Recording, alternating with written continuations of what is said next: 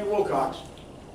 If I'm getting paid 11 and MRP of L is 17, and I know that productivity in this part of Appalachia in which I live and in Norfolk, Virginia, which is not that far away for my type of work, is the same productivity.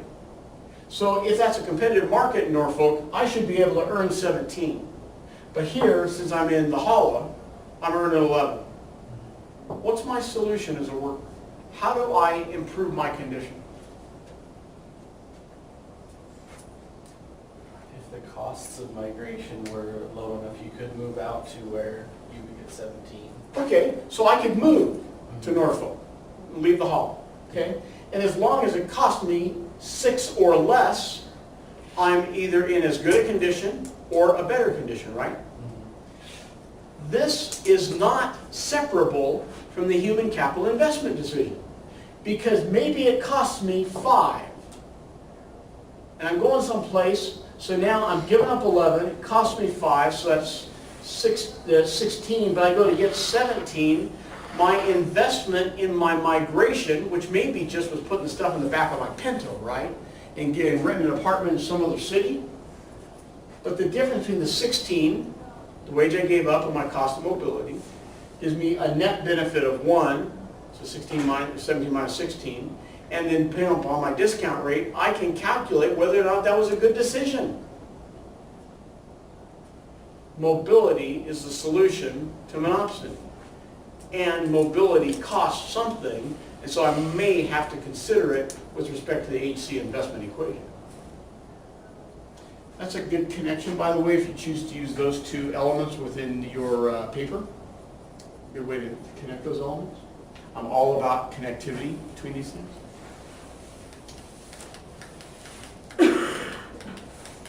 What is the fallacy in the classic argument about immigration and why immigration is so harmful for our country? Because isn't immigration just killing us? We want to build a wall. By the way, I don't know where you're from, Milo, but it doesn't sound, your name doesn't sound like you're from here, so I don't want you here. Okay. All right, You immigrated here just recently, didn't you? I'll go back to California. Okay, you do that. But didn't somebody in the not too distant past of every one of us in this room immigrated here, right? Because I don't recognize any of us as being Native American Indians. Maybe you got a little bit there and I just don't see it. We all immigrated here.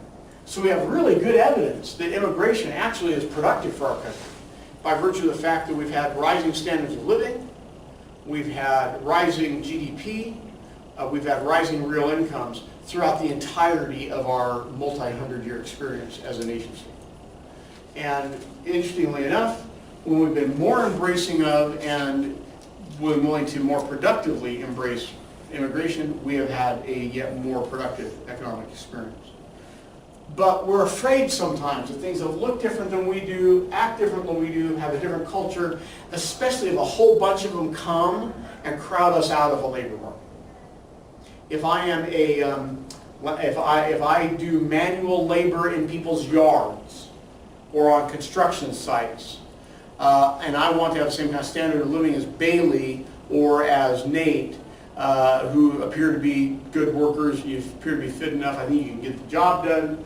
But a whole bunch of people from south of a border come, they probably work for less, and so I got crowded out of my manual labor position. So I'm afraid of that, right? I forget that the solution to that type of migration problem is also mobility, right? Because I could go somewhere else in the country to a market that hasn't had an influx of that quality and quantity of labor, and probably not suffer the same problem.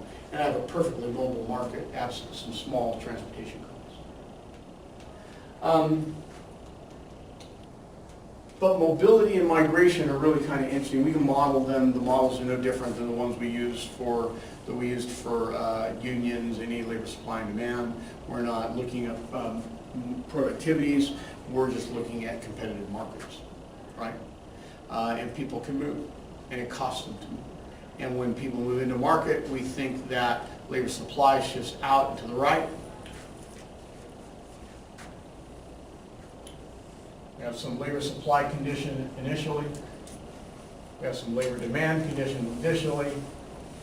It gives us a W star and an L star. But now we have migrants that come into the marketplace, such the labor supply has shifted out and to the right.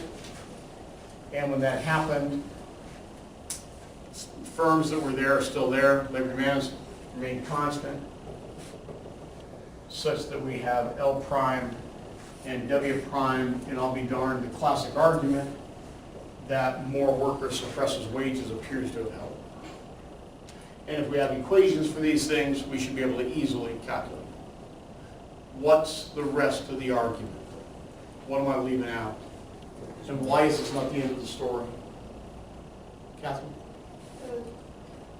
The increased amount of people increases the labor, increases like the demand for products, which therefore will increase the labor demanded to make. Hang on, I'm sorry. Wait a minute. Products. So, but last time I went to Walmart, everything on the aisle that I saw came from some other country and wasn't produced by a single American citizen with a flag. How can you support your argument?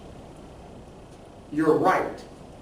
How do you support your argument? It increases like the overall wealth of America because it still contributes to our GDP when we purchase items at Walmart. How? That was made in Malaysia somewhere. Somebody working for 7 cents an hour made that. Nate? The increased population size requires us to increase like what we're putting on the shelves in Walmart. We have to hire more employees. Also, there are workers at Walmart. There are workers that are transporting it. I mean, at some point it crossed into U.S. territory and it's probably touched by U.S. transport, U.S. workers, U.S. suppliers of all of the different inputs that took it from there to where we are. So yes, it's not just the Malaysian workers, right? And increasingly, we're recognizing it. So I live in an apartment. Not a very big apartment, as it turns out. I take the bus to get to work, take the bus home. I get my health care from a local clinic, and I buy all my goods at Walmart. Other than those transportation people and clerks and retail people, have I benefited the economy at all by me having immigrated from wherever I came from? You had to buy space in the apartment that took more people to build, as there was more demand for those apartments. Well, yeah, we haven't figured out how to build an apartment building in China and move it to Chicago, have we? So construction, including construction of roads, rail, busing, etc., all of the rest of the support mechanism is all domestic. And while we might argue that my discretionary consumption as a low-wage worker probably is purchasing goods made outside of the United States, the vast majority of what my purchasing dollar is buying is domestically produced. So you're right. If there's more of us, we almost certainly have buying more goods and services. And we need more workers to manufacture them, and all of a sudden, we see that we might even return to our original W star with yet more workers. And this is the observable story in virtually every period of time that you can think of generally for our markets. Do we know more or less how long that process takes? Is it relatively quick, or is it, a number of decades? Yeah, good question. Well, it depends on what you call quick. It doesn't take days. Okay. And it probably doesn't take weeks for it to be observed. My guess is it's a few calendar quarters Okay. before it's observable, because we have some inventories that already exist that are being consumed before the new stuff needs to replace them. Okay, but it's probably not years. It exaggerates, it expands for a period of years till it levels out and stabilizes. Okay, because some goods we don't use every day. I don't buy a new washer or dryer every day. I buy a new one maybe every 10 years or something, right? But it's certainly not there.